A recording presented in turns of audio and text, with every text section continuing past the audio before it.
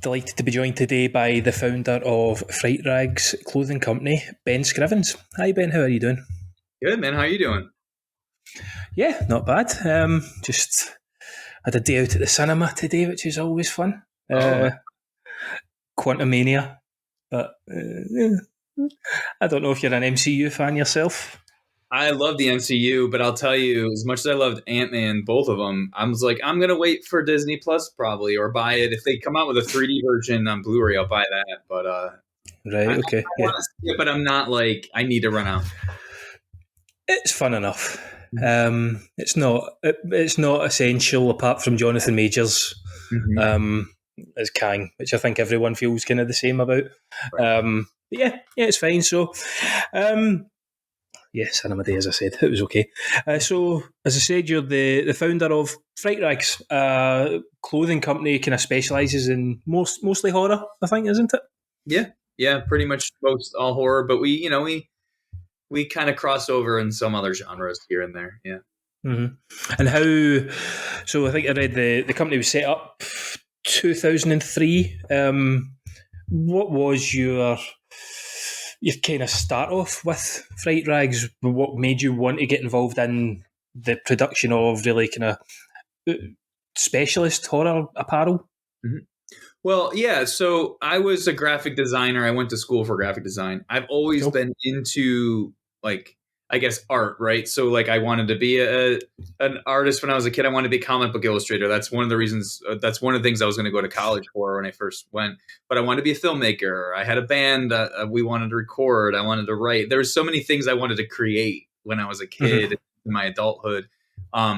So I had graduated college a few years before, and I was working at a small laptop bag company. We designed and sold laptop bags, but it was like I was the third person in the company, so it was very ground level. And being a graphic designer, I was able to do, because I was in such a small company, I had to do the product photography, and then I had to do the website design, and I had to do print stuff. And so anyway, I got to do a lot of things, not just one thing, but it was all based on laptop bags, which are fun, but they weren't like this creatively it didn't satisfy my creative nature, right? So I've always been a horror fan. I mean, since I was real little, since I was 4 years old, I've been a horror fan, and I used to be on horror forums. This is predates Facebook and all that, and I just would be around people that made cool stuff. One of my good friends to this day, Justin Mabry, who went on to form Trick or Treat Studios. He had a site that he was making his own fan stuff, and he and I got to know each other. We're the same age. And anyway, he was making masks and other things. And I thought, I just want to make something. I just wanted to create something. And so I didn't know what to make. I wasn't like a sculptor or anything, but I did have some screen printing experience. Like I knew about screen printing, and I also liked just random shirts. Like when I was a kid, I used to buy sort of off weird shirts that I would wear. And, but I never had horror shirts. So I thought, well, okay, what if I try to create something that was horror related and like a cool t-shirt? And the only thing at the time that I could find out there was a company called Rotten Cotton. And they did a lot of just white on black and in the poster art, which was cool, but I wanted something different. So I came up this idea of messing around one day. The "What Would Jesus Do" thing was sort of a big craze at the time, and you saw it everywhere on bumper stickers and all that. And I said, well, what if I did WW hockey mask D and a question mark? Okay. Like to me, you don't have to be a fan of horror or know Jason, because the hockey mask, it's iconic. So to me and I laughed. It spoke to my sense of humor. So when I showed other people that design, they were like, "Oh, I'd wear that as a shirt." And then I thought, well, what if it was just the hockey mask on a shirt? That would look cool too. And what if I did this? So came up with a few ideas, and I literally spent $600 on a credit card that I didn't have. Like I had the credit card, but it wasn't money I just had. And my girlfriend at the time, we were saving up to get married. We were planning a wedding, and she's like, "What are you doing?" And I'm like, I don't know if I'll ever be able to pay this money back on my credit card. I'm just buying shirts to sell. Like I had to make the website myself, hand code the HTML and all that stuff. And that's how I started it. I just bought 60 t-shirts, for a lot more money than I should have spent on them, and started trying to sell them out of my apartment, basically. Yeah. And now, here you are 20 years later. And it's actually, I think, being a US company it's not something I thought I would necessarily have heard of, but it was through Simply Legendary. Uh-huh. And they had a sort of advert went out on there through their email subscription, which I'm part of. So I had a look, and you've got some fantastic stuff on there. The thing that I've kind of got my eyes on for when I'm able to is the Season of the Witch lounge pants. I'm a big fan of lounge pants. I have Spider-Man ones. I have DC. I don't have any horror ones. So I'm very much a fan of them. You've got you've got lots of cracking designs and lots of different stuff. As you said, you started out with the t-shirts, and I think I've seen in some of the sales stuff there was some Halloween ends that was in the more kind of modern, the modern designs. Is it just yourself that does the designs? Do you have a team now, or is it still just yourself that comes up with everything? No, it's not me anymore. I haven't done any of the actual design work myself in several years. I mean, once in a while I'll sketch something out, but we work with. So I have a designer on staff who handles. He's our marketing director, so he does a lot of the posts and some of our video stuff. But he also does some of our designs. But we work with a couple exclusive artists, Justin Osborne and Kyle Crawford. They're exclusive to us, so we work with them on a lot of our stuff. But then we work with a lot of other artists, and the great thing about that is you have different aesthetics, different viewpoints. So when you get a property like Halloween or Jaws or a movie that's so classic and that a lot's been done with the movie already, I mean, there's no shortage of Jaws t-shirts out there, not just from us, from lots of other people. You have to constantly think of what is different. How can we do this again, right? And so when you get other people involved, especially artists that I look up to or love their style, you can tap like, oh, that person's really good at this style. What if we thought of Halloween in that style? You know what I mean?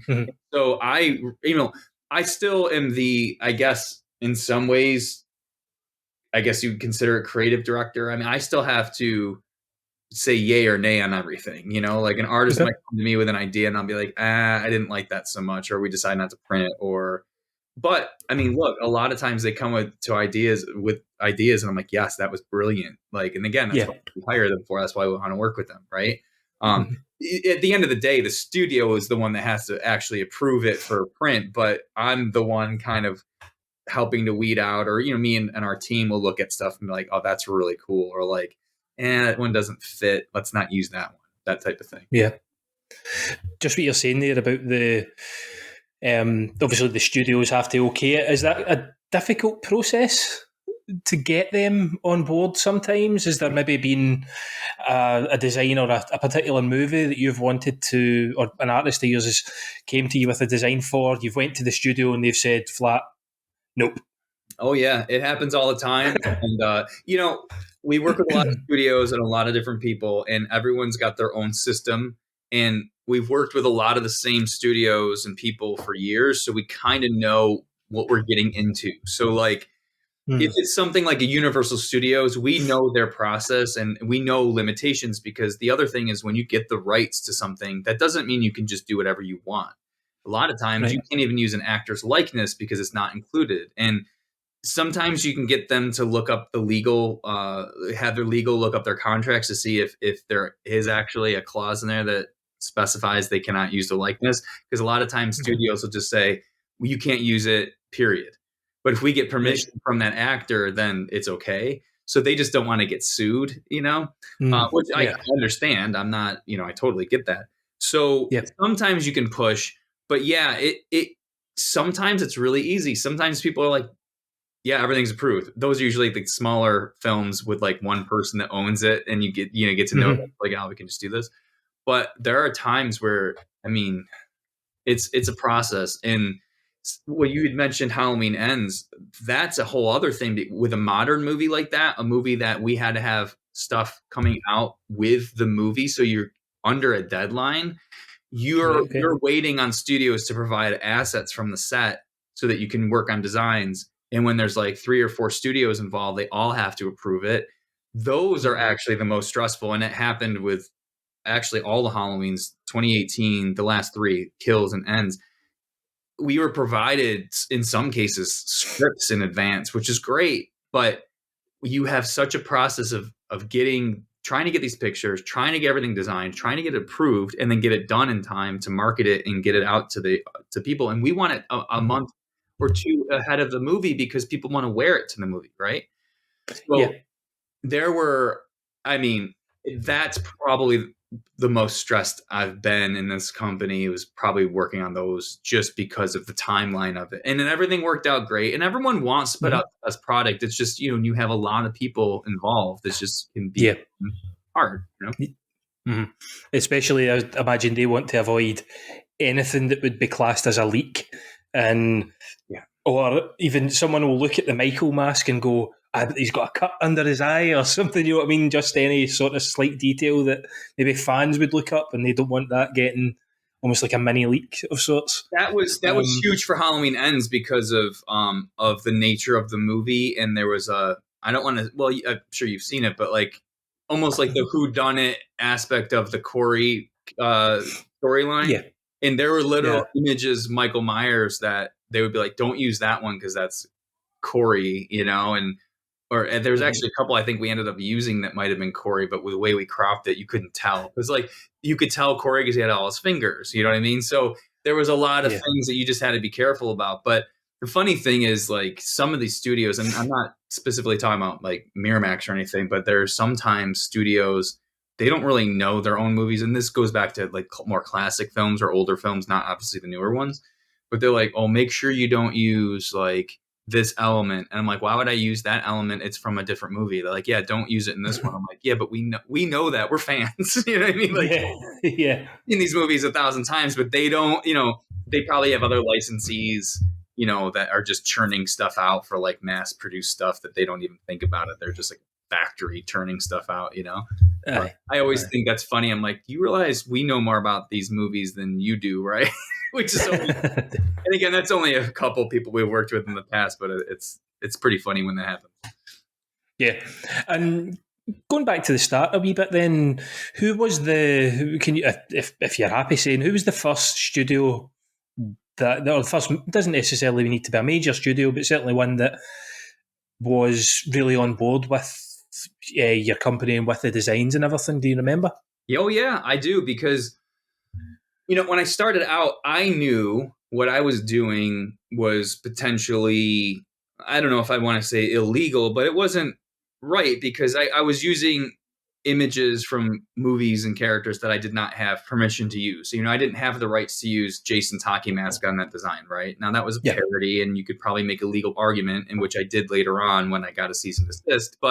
And in most cases, studios will send you these letters like, hey, stop or we're suing you, and I've received plenty of those in the years that I've been doing this. But my point is, I knew I had to get rights. I had no idea how that even worked. Okay. So the first, because I knew, I would look up people's email addresses. I would try to, and again, this was back when I didn't know anything about anything with this stuff.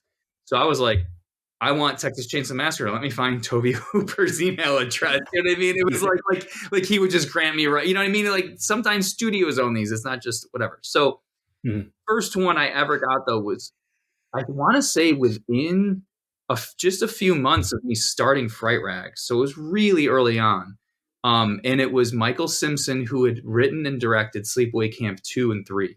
So Sleepaway Camp 1 was done by Robert Hiltzik, and that was the one with Fliss Rose, and obviously came out in, was it 1982, 83, whatever.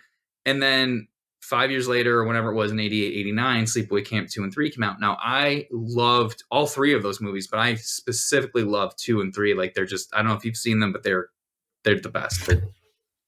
I've seen one. I've seen the first one. Okay. So 1 is great on its own. I mean, 1's a classic, obviously the end scene, the whole thing.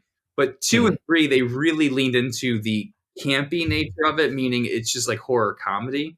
A lot of like blood gags and gore gags. But I just love them. Anyway, I somehow or another got in contact with Michael Simpson, who wrote and directed those movies. And he and I were writing back and forth on email, and he ended up faxing me to my job a license agreement, just a sheet. I still have that sheet actually. And I Nice. signed it. It was like a 7% royalty or something. And it was funny because it was my first experience doing, I mean, I didn't have to pay him money up front or whatever. We still have the rights to that to this day. Like we're the only ones that I know of that have the quote unquote official rights. He unfortunately passed away, I think about 10 years ago. But before he passed, he actually wrote me and said, "Hey, I want you to start, basically sending your royalty payments to this new person now who's taking over for me." So that's been, it's funny. It's our first and longest running license we've ever had. So after that, though, it still took a while. I would take on these like really like small movies, like even movies, I mean, you probably never even heard of that were coming out at the time. And again, this is before streaming and before like social media, right? So yeah, there would be like, but movies obviously were still being made in independent movies. So I would get licenses where I could. And then it built up here and there. And then my first semi big license was Mars Attacks through Topps. It was the old card. Well, it was a movie too, but this is for the cards.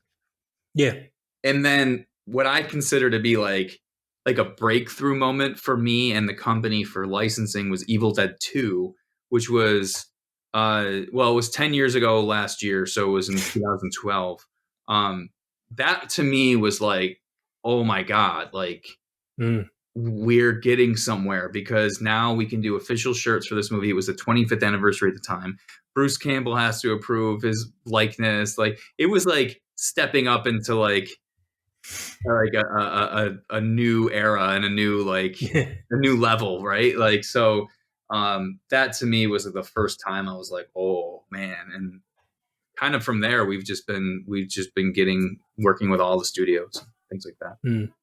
Yeah, that's a huge get, I suppose, as you're saying. That's having Bruce Campbell, who's, I think even non-horror fans know of the Evil Dead. They know Bruce Campbell. Yeah. He was in the recent Doctor Strange, obviously with Sam Raimi, and people just know of him. He's been in so much since then, and that must have been huge. With the designs and everything, as you're saying, and you have final say, but do you have a process of, what's the best way to put this?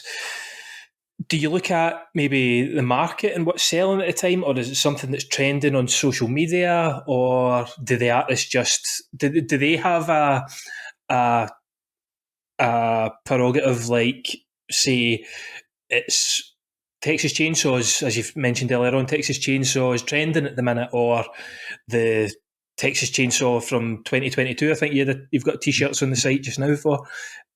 But before that, would there have been, if you understand what I mean, I don't think I'm using my words properly, but is there a process for the artist to pick a design to go for? So for the artists specifically, they come to us because we have a list of all the titles that we have rights for, right? So I guess what I'm trying to say is that where it starts is myself and a couple people on my team will sit down and be like, all right, we got to look at everything we have. And actually the process usually starts with me sitting down with index cards. And what I do is I write down every property we have, right? So there's a lot of elements. There's the property. So it's the movie title. There is how long do we have the rights for? Because generally speaking, aside from the one I just told you about, Sleepaway Camp 2 and 3, deals last about 2 years. Okay. Right. Okay. Then you have to renew. And a lot of times you have to pay money up front for the deal and you have to earn out a certain amount of money. I mean, if you don't, you just have cut into your profit margin, but you have an idea of how much you need to make on that property. Okay. And so we have to kind of think of it in those terms. So when I sit down, I go, okay, here's all these titles that we have. And right now, I think we're over 70 titles. So it's a lot of titles to look at, right? And you go, okay, this deal is coming up. We just re-signed this deal, so we got 2 years. Or this deal is going to end in 3 months, or this deal is blah, blah, blah. And then what are the categories? Because you can't just do whatever you want. You sign a deal for specific categories. So it's obviously T-shirts, but then we might want to do lounge pants or hats or socks, right? And all of those elements of categories or items have different timelines for production because lounge pants will take 6 months to make work versus a t-shirt that we could design. Once the design's approved, we can get it done in a week. You know what I mean? So, Right. Okay.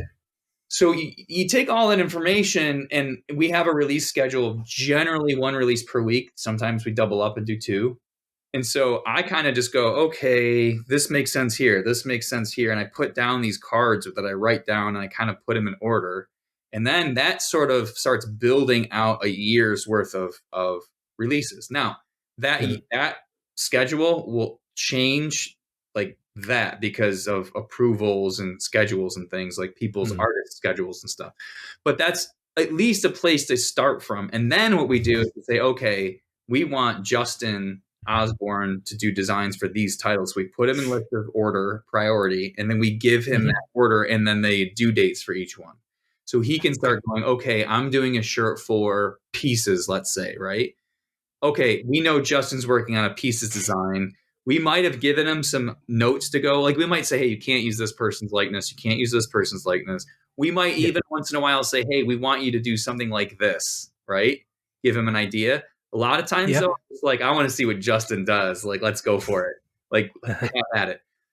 Now with Kyle, who's another one of our flagship artists, he makes like multiple designs per title usually. So what we'll do is like, hey, Kyle, work on House by the Cemetery. And he'll be like, okay, what do you want to see? And I'll be like, well, I don't really have any specific ideas right now. Come up with something. And then he might just spit back a bunch of things. And I'll be like, oh, I like that. I don't like that. Sometimes I'll be like, look, we got to have this in there. We got to have that in there. And he'll start from there. That makes sense.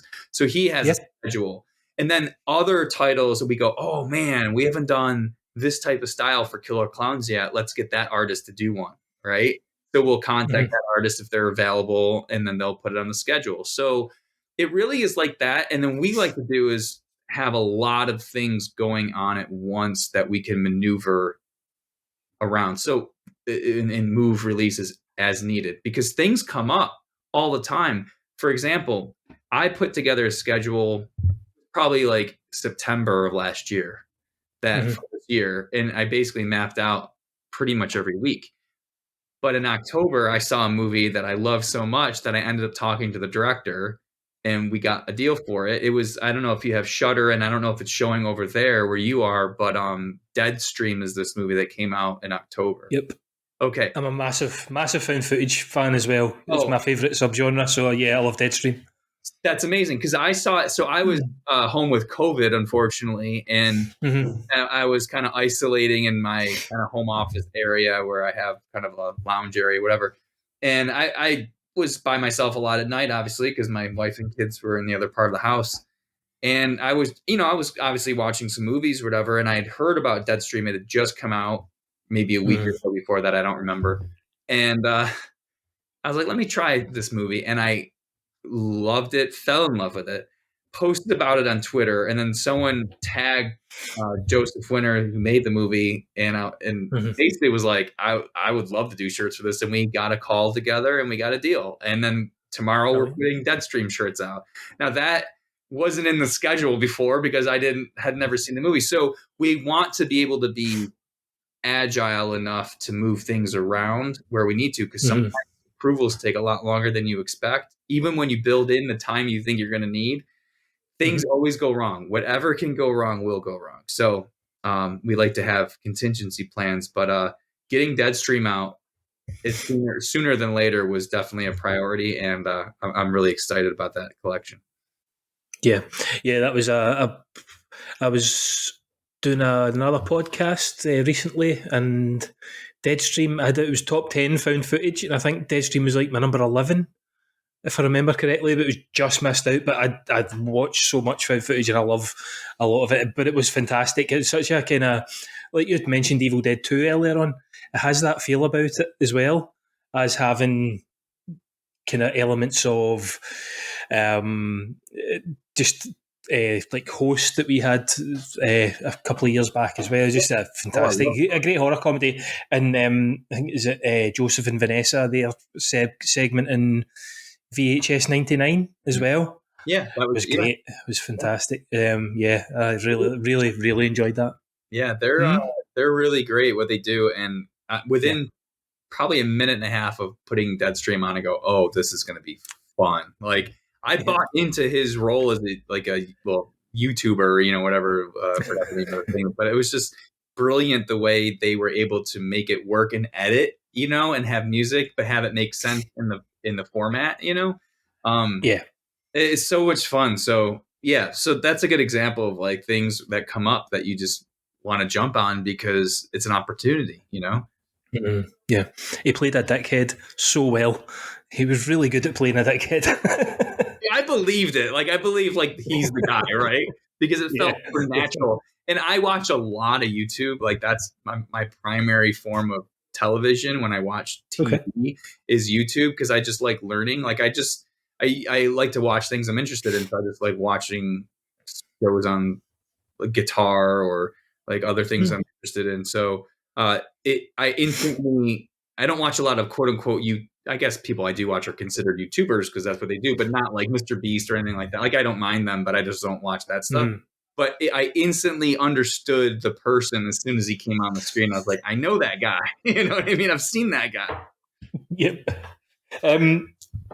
So, looking at modern titles for yourselves, obviously you've just said you've got Deadstream coming out, you've had the Halloween franchise, Black Phone as well. I think's another one. Do you prioritize? Start again. Sorry. Do you prioritize classics over modern, or is it just what seems right at the time? Because obviously, as I said, like Season of the Witch is one that it's certainly been getting a bit of a renaissance, maybe in the past 10 years, Oh yeah. possibly a wee bit longer, but it was hated at the time because everyone wanted a Michael movie. But now have you got that kind of, do you have a balance that you want to find, or is it just whatever feels right at the time? It's a little bit of both. I mean, look, there's going to be more classic films to choose from than, and I don't mean to say that they're like I think it's a great time to be a horror fan, just putting that out there because I think there's so much Yeah. new content coming out every day, all the time. And what I'm trying to say is I don't mean that there's not horror movies being made today because clearly there are. I Yeah. always get annoyed when people like, when they see like a remake or something and they're like, no one has any original ideas anymore. I'm like, whoa, wait a minute. There are so many original horror films coming out internationally and obviously in the States all the time. Like Shudder's a great resource for that. And I just Yeah. anyway, that's a little tirade. But my point is, you have the classics that are kind of baked in people's minds, right? They grew up with them. They're a classic for a reason because we watched them 1,000 times when we were a kid. And new movies like Halloween Kills and Ends in 2018, those obviously bank on those characters that we love, right? And of course, with Jamie Lee Curtis coming back and John Carpenter doing the score, you've got elements of that nostalgic hit there. It's not a brand new property, whereas Deadstream is, or but those. So the way I look at it is new movies. I like to kind of see what's out there. Like Deadstream was one that I knew if I talked like if they came to me and they're like, look, we need X amount of money and we need this, we need that, I'd be like, yeah, it's not worth it for me because I don't know if it's going to be popular enough to make sense. And it's not all about just making a ton of money, but it has to work for you. I mean, you have to, and I understand there's going to be a gamble, but I like it when we're willing to gamble a little bit together and hopefully it pays off, right? Yeah, of course. As opposed to someone saying, well, we need, $50,000 before you even start. And I'll be like, yeah, sorry. Like we're not talking about a movie that's been out for 40 years that everyone's seen and loved. We're talking about a relatively smaller picture. Yeah. So that obviously has to factor in. But I'm trying to, sorry, I lost my train of thought a little bit. But It's okay. when you see a new movie coming out and you go, okay, it's not always easy to get rights to a brand new film because sometimes they either want too much money or they don't know how to merchandise it yet, so they might not have a program behind it. We've been very lucky with certain movies like Black Phone and even a couple movies that are coming out this year where we've been able to talk to the studio and they're like, oh yeah, we'd like to get you on there. Or like even the Munsters last year, we were already kind of like Rob already wanted us to do shirts for it. So it was like, okay, cool. So Nice. we could talk to the studio and get the rights to it. So that worked out, right? So, and I like taking risks in certain ways because look, a movie could hit. Like Black Phone to me, when I saw that, I was like, oh my God. Like I just wanted to do shirts for it because I loved it so much. Mhm. So to me, it's also a little bit of a labor of love too. But again, it has to be feasible because we do have a lot of titles that we work with, and we already kind of have our system. But again, if a new movie's coming out and I kind of like it, if the risk is low enough where it's like, okay, we're not betting the farm on this title to do well for Yeah. us, because you just never know. People are fickle these days. You never know. Yeah. Like we're not, well, at least me, I'm not watching a film usually more than once in many instances. Sometimes I will. Sometimes I've seen a recent movie twice or three times, but I think the movies that we can collectively discuss, maybe Evil Dead 2 or Halloween or something like that, it's because when we Yeah. were kids, we would rent it every Friday. We would watch it multiple times a summer or something because we didn't have responsibilities. Yeah. Now, a new movie's coming out every week. We're trying to keep up. There's so many things that we're trying to keep up with. It's not as sticky in our brains. So then maybe it doesn't become as merchandisable, even though it was a great movie. Mhm. Does that make sense? So Yeah. trying to strike that balance. But wherever we can kind of hit it with a popular movie coming out that we think people are going to go see, and we can have shirts aligning with it at the time of release, that's always awesome. Yeah.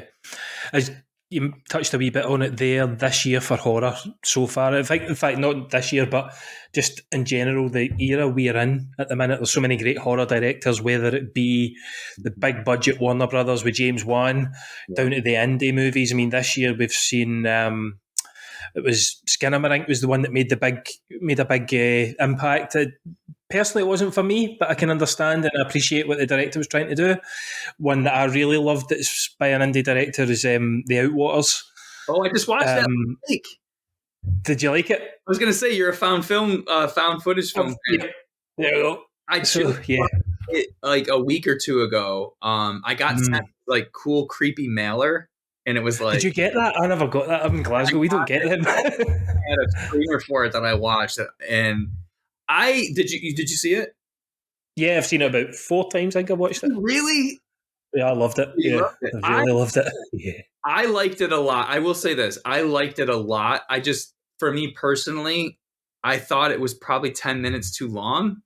I I can understand that. Yeah. kind of felt the end to me kind of kept going, and I was sort of like, oh, okay, this is kind of getting but I thought it was really well done. The cinematography was so good for a found footage film, you know? Yeah. The way Yeah. it was almost like an art style Blair Witch, like the camera being upside down and all these things. It made it very entertaining, and I thought they did an amazing job. Again, me personally, I was sitting there going, okay, I'm getting a lot of this in the dark with the flashlight. I get it.